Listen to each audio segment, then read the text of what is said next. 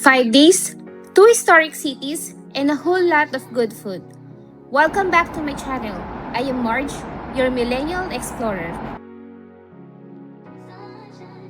Babalik tayo sa masasabi kong favorite country ko, ang South Korea. Since I'll be heading outside Seoul, at 6 AM pa ang first trip ng bus, naghintay muna ako sa airport after arrival sa Incheon. Almost 2 AM na. Tapos, dito sa loob, hindi naman masyadong malamig. Pero feeling ko paglabas, yun, malamig na. So, wala pang place para magstay. Kasi, fully booked yung spa on air. Kaya nandito na ako. Ito lang yung time.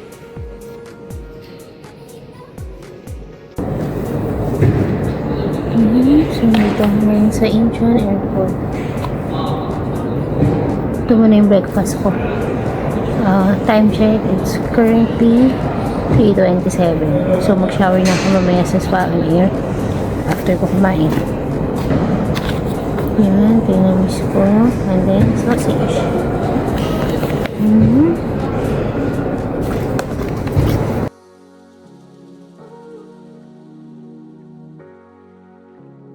Okay, so yan, galing ako sa spa at home. Ang in-avail ko lang ay shower and bath for 2 hours. So, 12,001 yun. Yan. Sobrang sulit na rin, lalo na kung yung flight nyo ay early morning, tapos nagpapalipas lang kayo ng oras dito sa Incheon. Okay. Sobrang na-refresh ako, nakaligo na ako. Lahat nagawa ko na. Ngayon, bibili tayo ng ticket, papunta ng Jeonju.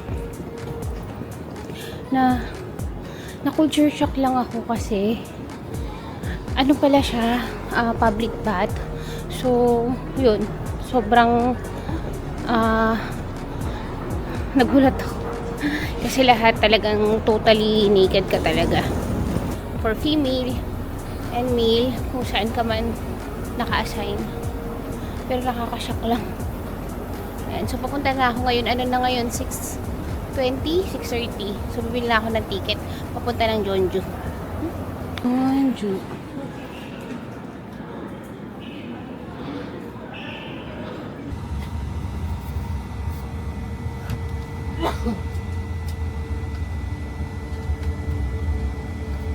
Nag-bus stop lang kami saglit for CR break.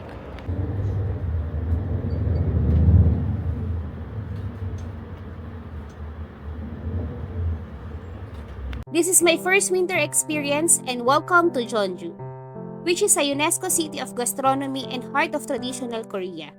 Dito nyo makita ang largest Hanok village and taste the most authentic food in the country.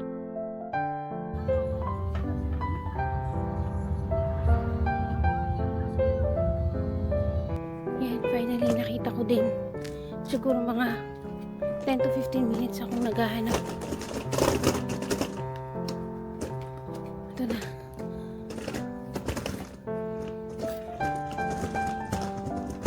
Ang weird kasi yung mga number hindi siya magkakasunod-sunod. Tapos binaba ko nung taxi sa medyo malayo. Pero ito na siya.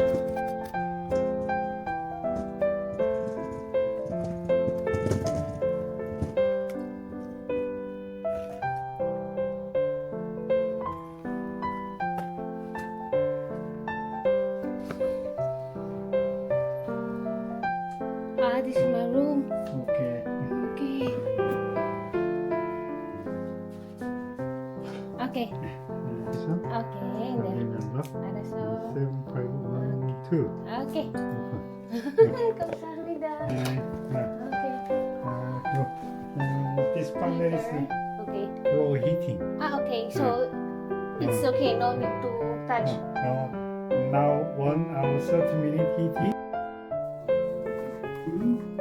Wow, tea. Yes. Coffee. Oh, free coffee? Yeah, wow. Cold water. Okay. Hot water. Okay. Push. Oh, okay. Cold, Hot. Ice. Ice. Wow, ice. Wow. Thank you. What's your name, sir?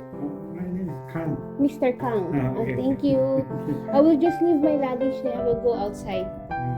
Do you have any recommendation for bibimbap? 비빔밥? Yeah. 집?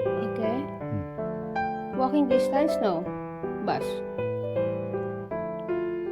Can I walk? Okay, walk. Okay. 여기서 한 10, 15 minutes? 10 to 15 minutes. Okay. Then, Tonight? dinner. Tonight, 여기 남부 마켓. Oh, Nambu Market. Yeah. 남부 마켓. Yeah, it's already saved. 여기 남부 마켓. Okay. 나이트 푸드 마켓. Food market. Tonight 나이트 푸드 마켓. Okay. 오케이. 그리고 Okay. Kamsahamnida, Mr. Kang. Mr. Kang, thank you. I will just leave my luggage and I will go outside. Okay, Thank okay. you. Thank you so much, sir. Thank you. I have a time. Yes. Thank you so much, sir. Opo. Thank you. Okay, lalabas na ako. So, parang ngayon pala mag-start yung araw ko. So, currently, it's 1:49. Ngayon, medyo natagalan. Layo pala talaga pag bus. Pero okay lang, malamig naman. So, okay lang maglakad kahit tanghaling tapat. Naalala ko tuloy yung punta namin dito ng ng summer. Last August lang yun, di ba? Sobrang grabe. Ganito oras din kami nakarating eh. Tapos talagang wala na kaming energy para maglakad-lakad kasi sobrang init. Ngayon, ano bang temperature ngayon? So, hindi naman ganun lamig. Manageable naman. So, punta muna tayo, mag-lunch muna tayo bibimbap kung saan ni-recommend ni Mr. Kang. Okay, so nandito tayo ngayon sa Jeonju. One of the oldest cities dito sa South Korea. So, ang ganda dito sa Jeonju kasi parang parang medyo mas laid back siya kesa sa Busan. And saan pa ba yung mga outside province? Yung Gyeongju, parang mas laid back yung Gyeongju. Dito kasi parang medyo mas maraming tao. Mag-stay tayo for 2 days dito. Today, 15, then 16, pumunta na tayo ng Seoul. So, napili ko ang Jeonju kasi first is gusto ko mag-celebrate ng Lunar New Year dito sa Korea, and then nagkataon lang na Feb 14 yung dating ko dito sa Jeonju. So maganda kasi medyo laid back yung lugar, at ang Jeonju ay considered as UNESCO capital of gastronomy ng Korea. So ibig sabihin dito matatagpuan yung mga masasarap na dishes o yung mga isa sa mga one of the origins dishes ng Korea, yung bibimbap, yung makgeolli. Ayan, yun yung parang nila, parang wine or beer nila. And then tapos nasa takore. And then dito rin makikita yung mga na-maintain na mga Hanok villages. So yung pag nagstayan ko ngayon, isa sa mga Hanok villages dito sa Jeonju. So magkakatabi siya. Ang ganda niya kasi para siyang pagitan siya ng river and mountain. Hindi lang ganong katataas yung mountain unlike sa Busan. Pero yung vibe niya is parang bigyan ka pa rin niya ng magandang lugar. Dahil ito ang UNESCO's capital city of gastronomy ng Korea. Hindi na muna uso ang diet ngayon. So, for 2 days, wala tayong gagawin kundi kumain at i-discover yung mga dishes na pinagbabalaki ng Jeonju. Sakto, kasi alam nyo, ang huling kain ko ay kaninang 3:30 AM sa Incheon Airport. Halo kayong Incheon experience ko, pero okay lang kasi nag-ubos lang naman ako ng oras doon. Yun nga, balik tayo. So, yun. Ang target natin ngayon ay kainan yung mga top dishes dito sa Jeonju. Siyempre, number 1 on the list ay bibimbap. At yun nga, yun yung huling kain ko pa kanina 3:30, yung sausage and chocolate drink. So, may na-recommend na restaurant si Mr. Kang. So, yun yung pupuntahan natin ngayon. Okay, so ito yung recommend niya. This restaurant is actually the pioneer of Jeonju bibimbap. Serving authentic flavors since 1952. Kaya landmark spot talaga to.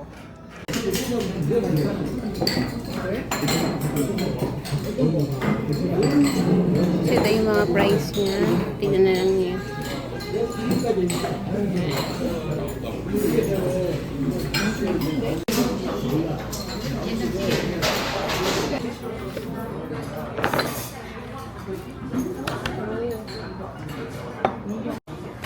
Sinerve na yung mga side dishes. I think ito rin yung ilalagay natin sa bibimbap. Okay, so itong store na to ay ang Hangko Jeep dito sa Jeonju. At dito na nagkaroon ng pinaka-unang bibimbap na nabenta dito sa Jeonju province. And since 1952. In order ko, basically ito lang siya, Jeonju bibimbap for 15,000 won. Pero yung mga side dish nila ang dami, diba? So akala ko ngayon yung ihalo mo sa bibimbap, pero hindi pala. Side dish lang pala yan. Iba pa rin yung main course. Sige, try na natin.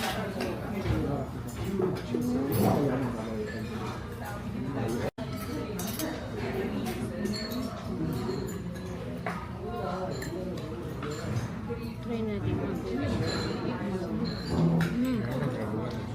Kimchi. Nahinig nyo ba? Try natin itong kimchi.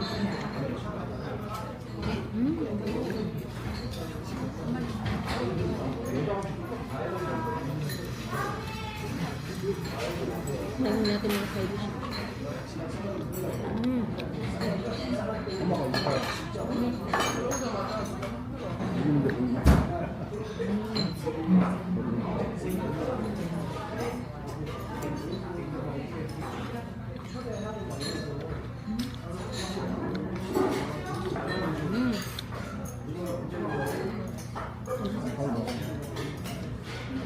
Crab.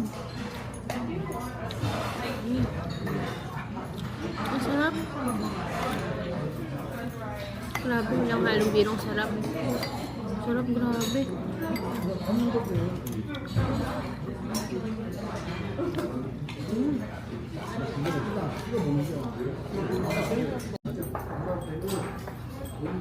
Combination of mushroom, may beef, may seaweeds, may radish, egg, and then yung rice. Tapos may mga pickles. May mga iba pang gulay na hindi ko na alam kung ano yung pangalan. Pero basically yan, full pack siya. Grabe, ang ganda na ito pag nagda-diet ko. Konti ng rice, tapos ang dami ng protein mo. Okay, kain tayo.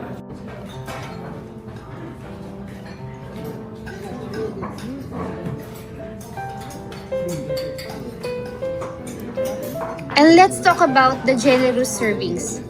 Overwhelming sa laki ng portion. At di ko napigilan yung sarili ko dahil sobrang nag-enjoy ako sa side dishes nila. Simple, fresh, and authentic. Literal na the perfect start to this 2-day Jeonju trip. Yung lugar niya na preserve niya yung traditional na bibimbap vibe. So ito yata yung parang founder. So this is the restaurant na nag-offer ng bibimbap since 1952. Sarap naman yung food. Sobrang busog lang ako pero masarap. Saka hindi ako ganun kahilig sa gulay pero sarap ng pagkain. Muna tayo sa next destination natin. Ito na. Mag-start na tayo ng 25-10-21 location hopping. So dito kasi sinut yung K-drama na 25-21. Kung alam niyo yun, yung bida dun si Nam Tae-ri, saka si Nam Jong-yuk. Ano ba? Ayan, sige, teka lang. Mag-navigate. Dito pala sa neighbor map. Kung gusto niyo pumunta sa mga filming location ng 25-21, pwede niyo pa na-search yung 25-21 lang. Tapos makikita niyo na yung Nahido House. Yung bahay ni Kim Tae-ri dun sa K-drama. Okay, so naglalakad ako dito along Hanok Village. Siguro later i-explore ko pa kung ano ba yung mga nearby dito na attraction.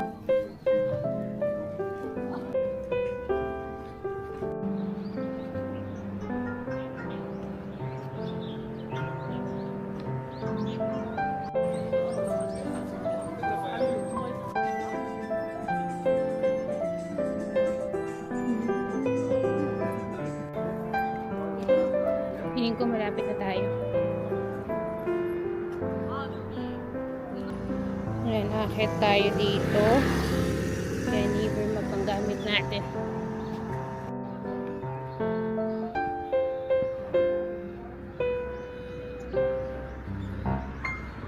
Okay, so ito pala ang start ng Jeonju Hanok Village. Ito na yung portion na ayoko sa Korea, yung medyo uphill. Pero so far konti lang naman. Ito yung pinakakainaan ko talaga. Yung pag-akyat, stairs, uphill. Ayoko na. Wala bang shortcut to? Pero feeling ko ito na yung pinakamataas na pupuntahan natin. Kasi yung bahay ni Nahido sa 25-21 pataas talaga. Teka, may upuan dito. Pahinga muna tayo. Hindi kaya ng trentahin kong katawan. Okay, yan. Sige. Ang taas na inakit ko. Okay. Ang agenda natin for today, syempre, una, natikman na natin yung original na bibimbap na gawa dito sa Jeonju. Yun yung Jeonju bibimbap.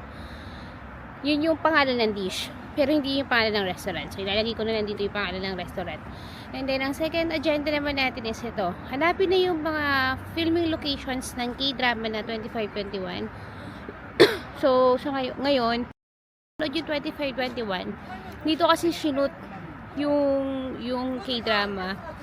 So, pupuntahan natin yung tunnel, yung bahay niya, and then check din natin kung pupuntahan yung school niya. Although, sarado siguro kasi Saturday ngayon, or kung hindi man, kung open man yun, feeling ko hindi sila nag-aalaw ng mga outsider. Unlike kasi sa mga university sa Seoul, ito kasi high school lang, so I think hindi tayo pwede pumasok doon.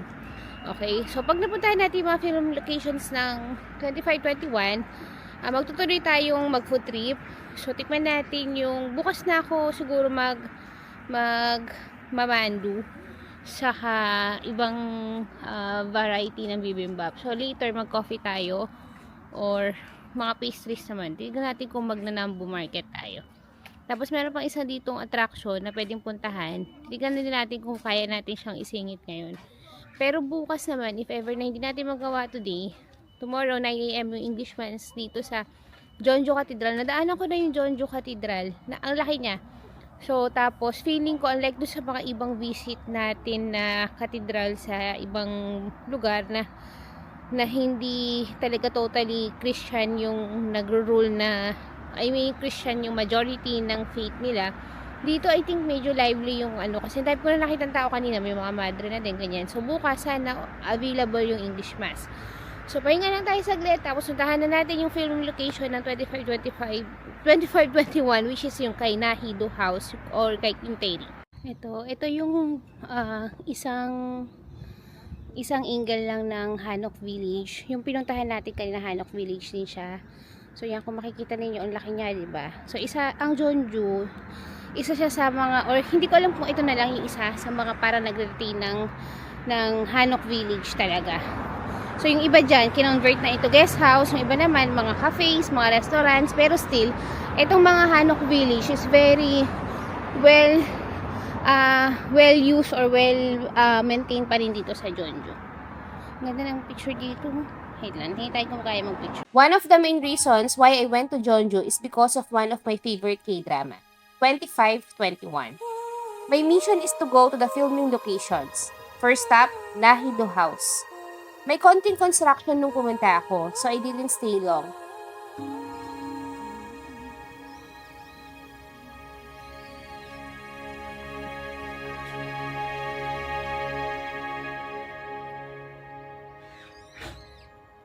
I'm telling the truth.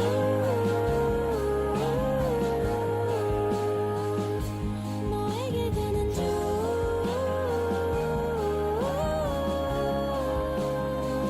이제 나를 봐줘.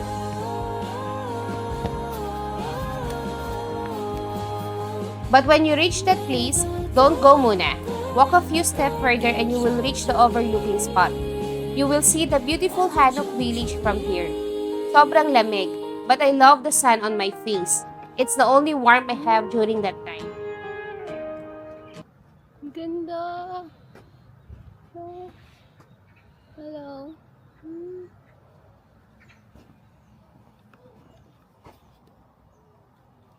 Tingnan natin ha, pag inakit natin. Capture ba? Hirap naman ang solo travel.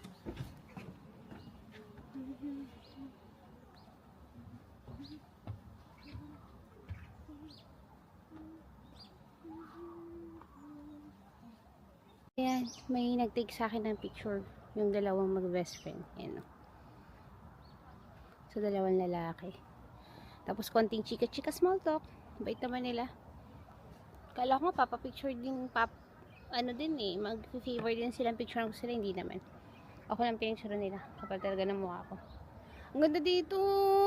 Grabe! Oh.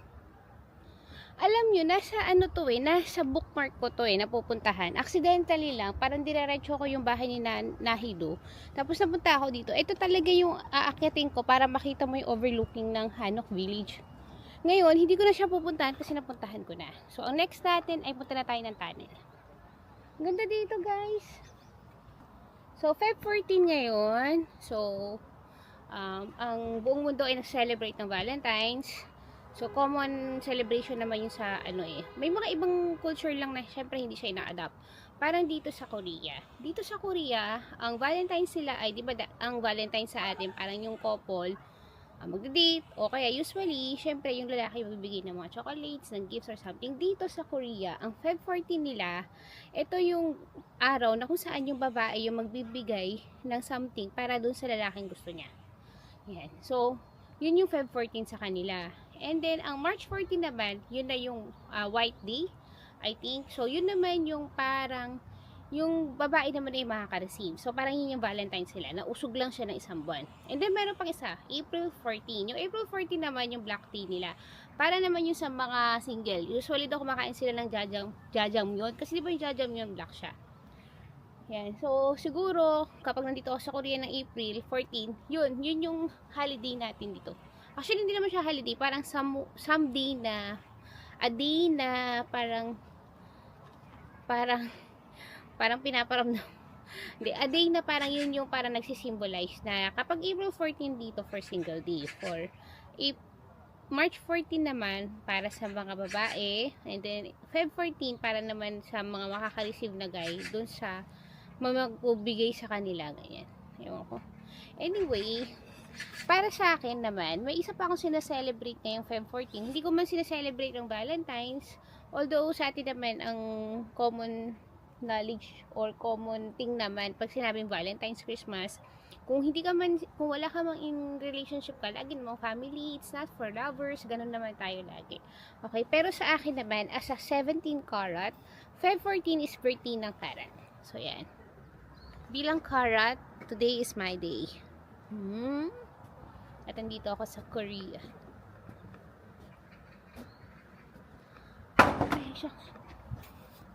Next stop is the famous Hanbok-gul Tunnel.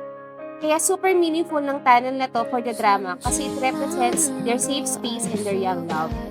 Pero bittersweet din siya kasi dito rin sila nagkaroon ng heart-to-heart talk nung ending. 얼마나 착한 애인지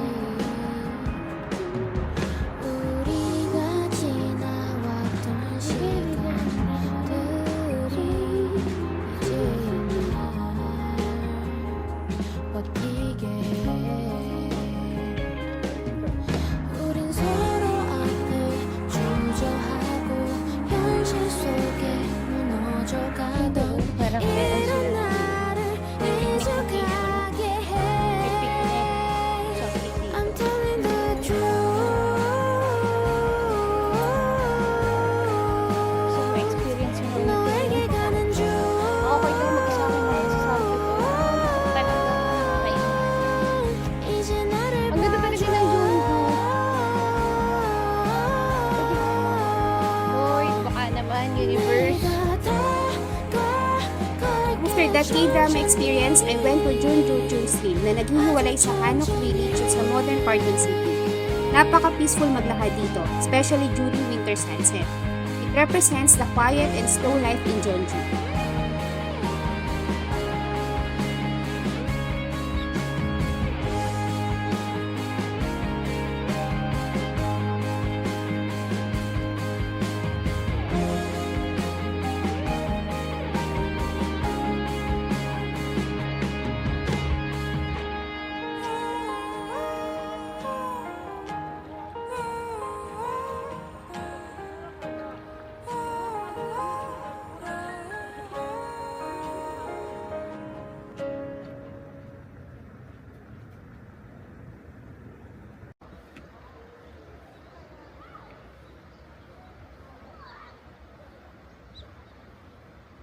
Ang ganda ng sunset, oh. Lulubog na, oh. Bilog na bilog siya.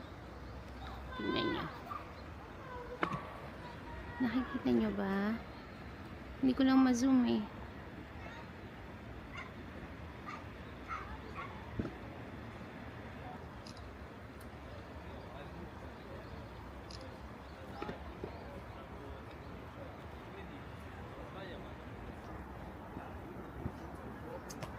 Oh, lulubog na siya.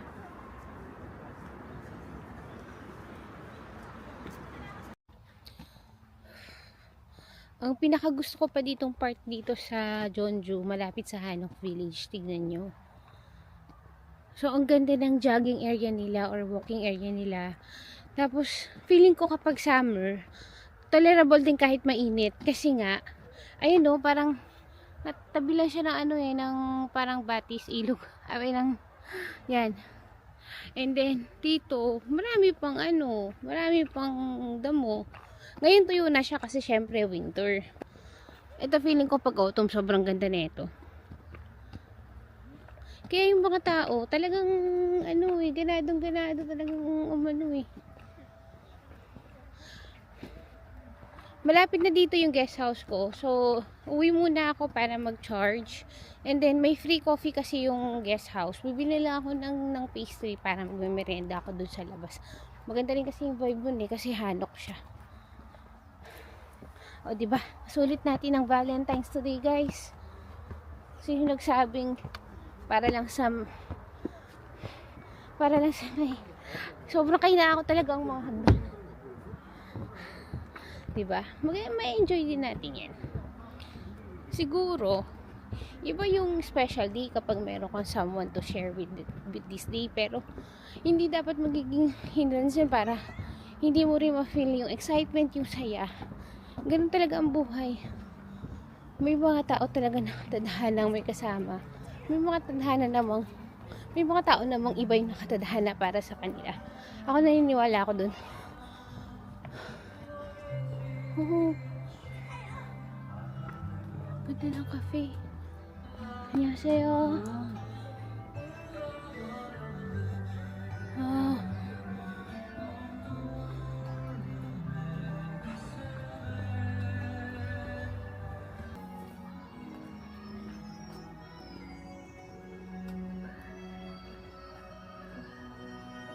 Ang ganda talaga dito. Alam niyo, ang daming aesthetic coffee shop and stall dito. Ba't ganun walang tao? Search muna ako. Kasi gusto ko na something to eat eh. Bread. Wala akong nabili. Ito na po yung guest house ko. Nahirapan ako hanapin to kanina kasi nga yung mga mga block numbers or house numbers, hindi siya chronological order. So parang rumble siya. Tapos yung neighbor, dun ako nag-neighbor. Parang medyo, tapos ito muna na sa akin guide. Kanto may chimney sila. Yung usok. Yan. So lahat yan guest house. Mga yan. Naka-numbered na to guest house. So ito yung bahay ko. Tingnan natin.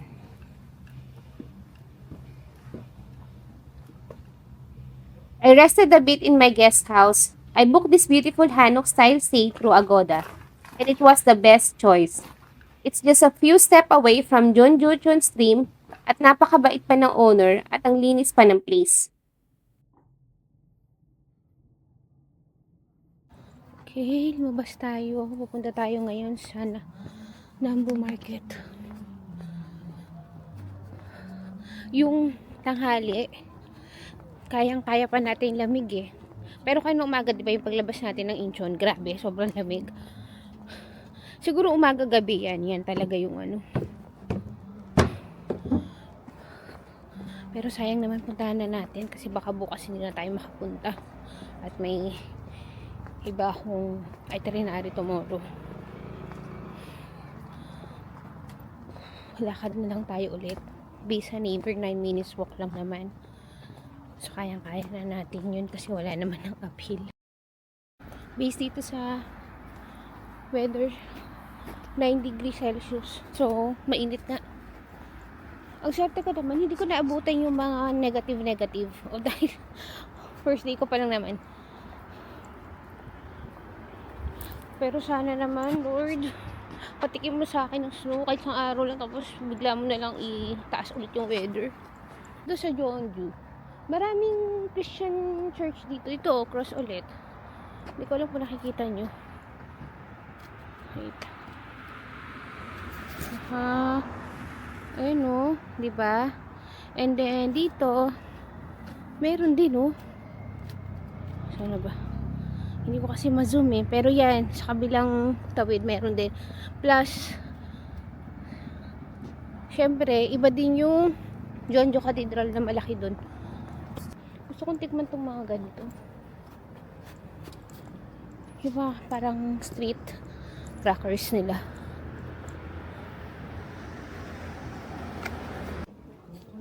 Sarado na. Sarado na yung market.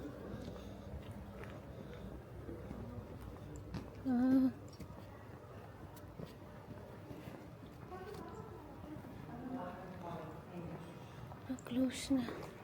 Kasi yung oras na mag-8 na eh.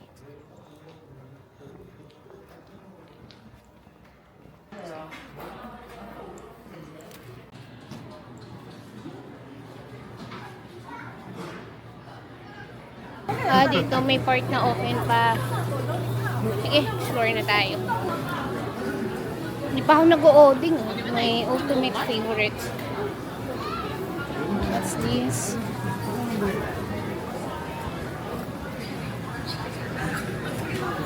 Parang gusto kong mag-chicken. Japchae. Ito.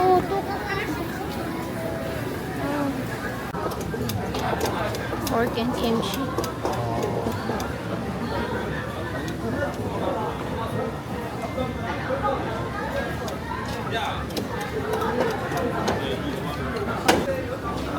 Pork and kimchi.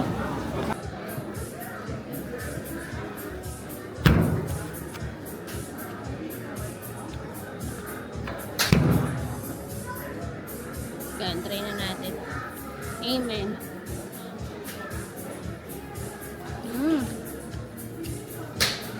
Hindi maasim yung kimchi. Ba yan? Parang niluto ko lang.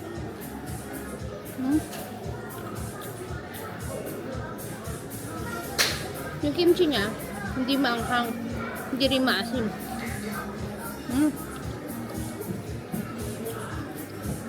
Akala ko kasi Dak Galbi. Eh mukhang hindi ko matatry yung Dak Galbi sa Seoul kasi sa Seoul hindi sila friendly masyado sa solo dining.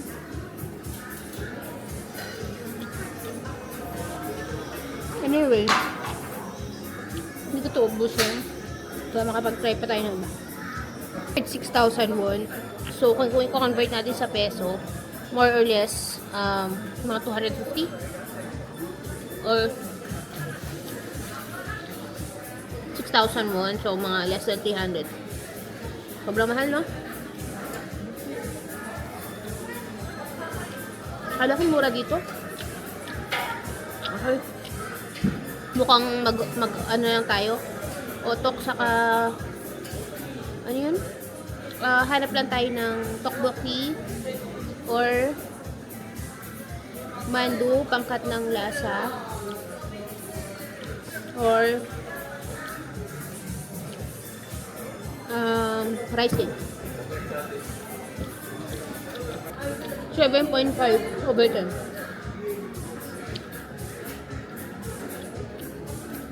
Bakit may point?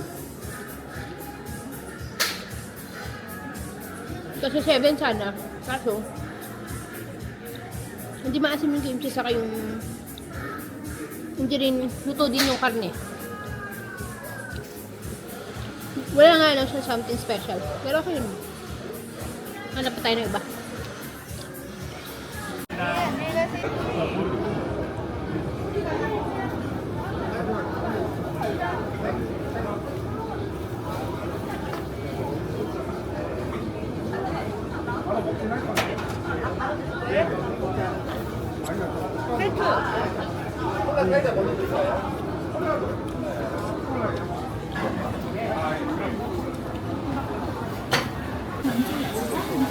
Kakain na ako ng odeng. Ang odeng talagang laging 100/10 yan. Tama na tayo sa greasy food. Try na natin mag-dessert. Nakapila tayo ngayon sa honey pancake. Try natin.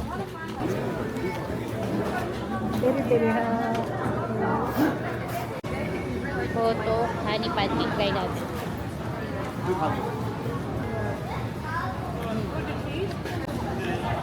Haba ng pila niya. Hindi masyadong mamantika yung honey pancake. O iba pa yung doon sa mamantika.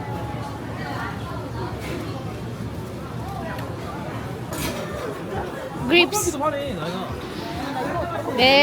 Samid sa pesto natin kanina. So yun nga, bukod sa odeng, ito yung isa sa favorite ko sa Korea. Although ang tanghulo ay hindi naman from Korea, pero yung pinakamasarap na tanghulo natikman ko sa Seoul. So tikman natin dito sa Jeonju.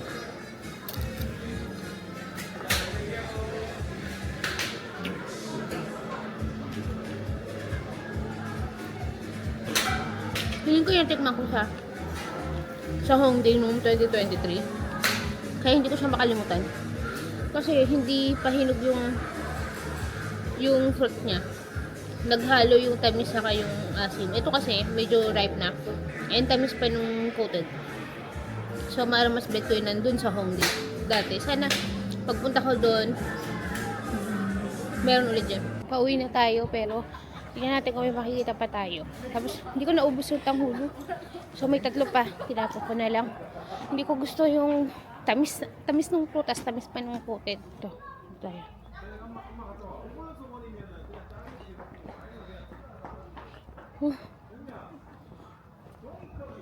Ang cute na itong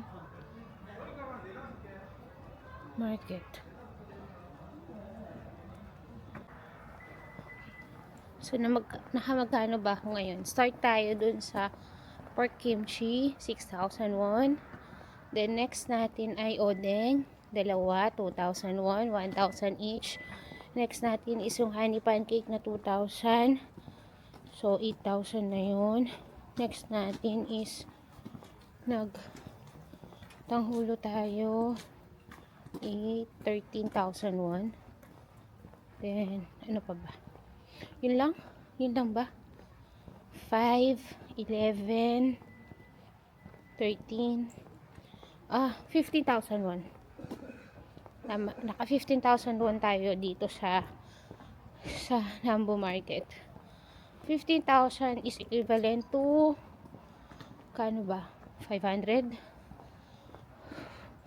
Ba? Sige, i-list down ko naman mamaya eh.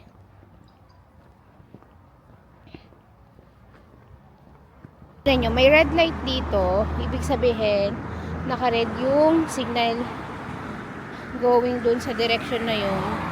So, hindi lang sa stoplight merong indicator. Meron din dito sa sahig. Ang galing. Maliit lang ang Jeonju.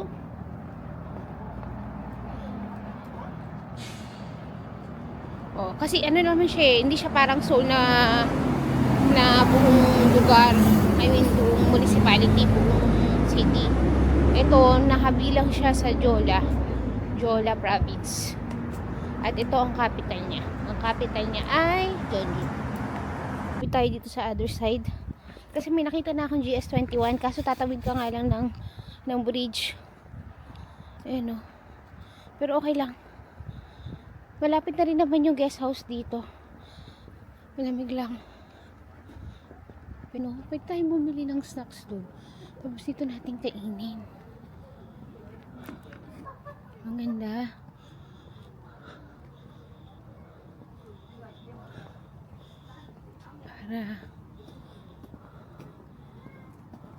Parang di pala natin kaya, ang lamig. Pero sayang naman. Ang ganda sana magmuni-muni. Kaya sabi, bibili tayo ng coffee. Tapos ng bread. Eh, huwag na. Magko-coffee shop tayo. Hindi na. Magko-convene na lang tayo.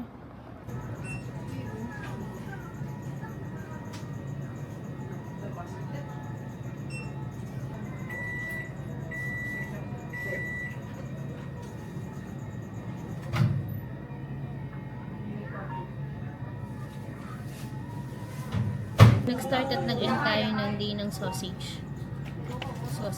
Pero itong chips, tomorrow ko na yung kakainin.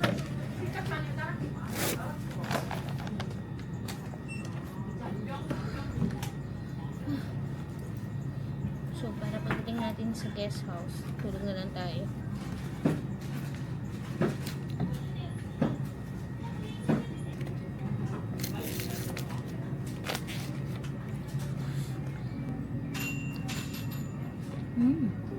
Mag-recap tayo ngayong araw na to.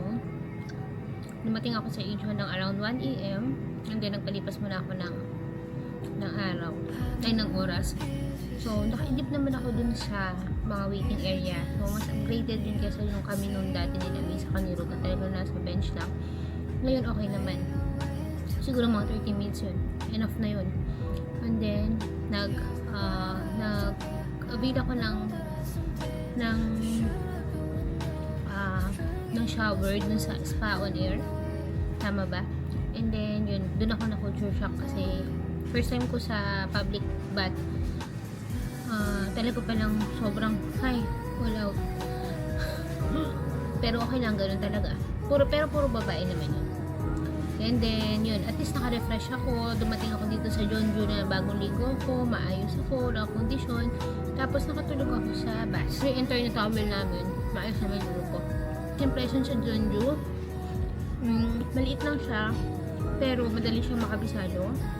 Sobrang bait ng mga tao. Yung guest house na pinag-istayan ko kanina, sobrang sa lahat ng accommodation na napuntahan ko dito sa Seoul, yun yung pinaka-favorite ko. Kahit hindi niya ako binigyan ng parang view. Alam ko kasi may window yun eh. Tapos parang outside view. Pero okay lang. Kasi hindi ko parang feel ko yung na magagamit yung window. Saka hindi ka makaka-feel ng madilim or ano. Kaya ayoko nang walang window kasi parang nakakulong ka. Ayun, hindi naman. So nakita nyo naman yun. Ang bait ni Mr. Kang. Walang complimentary breakfast pero only water, only tea, coffee, ganyan. Tapos sobrang umiinit talaga yung sakit. So yung heating system ang galing at may bidet. Then yun, nagpunta ako sa bibimbap, recommend niya, masarap naman, although na-overwhelm ako sa dami. And siguro mas magulay siya, ganyan. Pero masarap siya. And then nag-explore ako ng mga Hanok villages. Pinuntahan ko yung mga iilang K-drama film location ng 25-21. So, yun. Tapos yun, explore. Yan, nagpahinga lang ako sa guest house, lumabas, nag-market, nag-market. Okay naman, para din sa Seoul. Akala ko mas cheapest. Pero, okay naman. At least experience natin. Kaya dito ko inayin sa Conveni. Bukas sa atin ay 9 AM yung mass. Jeonju Cathedral. After nun, explore. Tapos dito rin kasi matatagpuan yung pinakaunang choco pie. So, bibili tayo nun. Diba sabi ko sa inyo, ang kawal, masarap silang magluto, ganyan. Magtumato. Explore pa natin bukas kung ano pa rin ito. Well, salamat sa pag-join sa akin today. Sana sa susunod pa ng mga araw dito sa Korea. Yun, so thank you, bye bye.